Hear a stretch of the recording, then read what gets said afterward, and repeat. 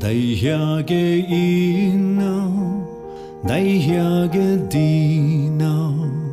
Kilung me ziemne naimiak mzwa, Yikera dung Chet, leitei bam,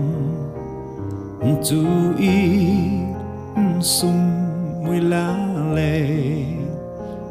Midung gwang, Apui Kilung gwang Mileu ziemne hengui pung kega kemui gelie Nlung ning Yikera runne Chet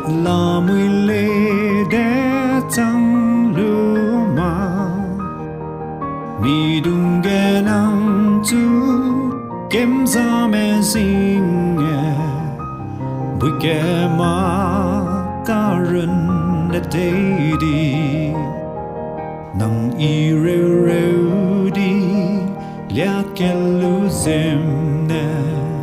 liede ziemne sam lam pung